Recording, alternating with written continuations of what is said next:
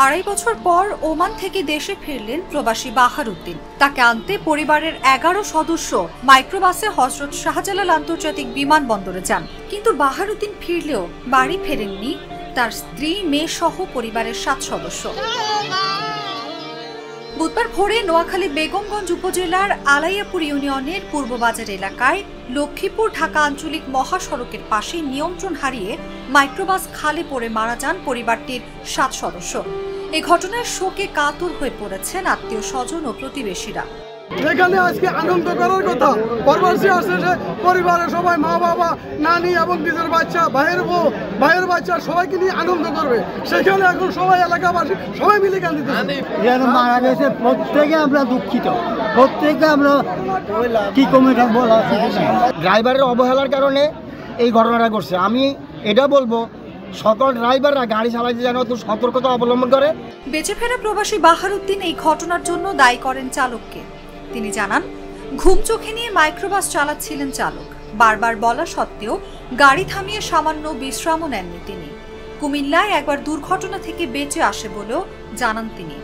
সে বারবার রাস্তার মধ্যে একবার এদিকে যায় ঘুমের কারণে। আমরা তারা বারবার বলতেছি তুমি 1 ঘন্টা ঘুম যাও, রেস্ট করো। সে আমাদের কথা শুনতেছে না। কুমিল্লা আমরা মহিফাল হয়ে ঢুকছি। মহিফালের পাশে একটা ডাম্পট্রাকের সাথে একটুর জন্য ওই ডাম্পট্রাকের নিচে চলে যায় না। ওই যাতে তারা বলতেছে তুমি আধা ঘন্টা ঘুমো, আমরা এই যাতে হাঁটামোটা করতেছি। ও বলতেছে না আমি যাইতে পারবো, সমস্যা হচ্ছে। এরও বলতেছি তাহলে যাইতে পারলে তুমি চাটা খাইলে। ও বলতেছে আমি কফি খাবো, সিগারেট লেগেছে, কফি খেয়েছে। এই খাওয়ার পরে বাইরে হওয়ার পরে মোবাইল দিয়ে একটা রোডে দিয়ে ঢুকছে। আমরা সামনে যে পূর্ব বাজারের আগে চেয়ারম্যানের দরজায় ওই জায়গাতে বাস সিধা আসিয়ে খালি রোডে এদিকে নামা দিচ্ছে। এছাড়াও বাহারের দাবি, খালে পড়ে যাওয়ার পর চালককে গাড়ির লক খুলতে বললেও তিনি খুলে দেননি।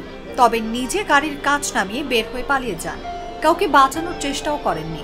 গাড়ির নিচে পড়ার সাথে সাথে গাড়ির নিচে যাচ্ছে না, নৌকার মতো বাসতেছে। আমি তারা বলতেছি তুমি লক খুলে দাও, আমি তাহলে দরজা খুলে দিলে সবাই বাইরে নিতে পারবে একসাথে।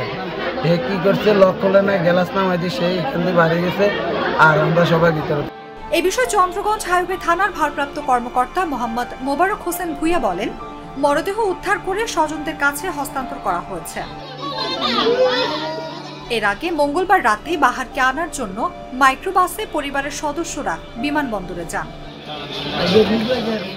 অনুভা বিশ্বাস, জাগো নিউজ। বেশি পাকা টমেটো আর সিক্রেট রেসিপির কম্বিনেশনে তৈরি প্রাউন সসের বস।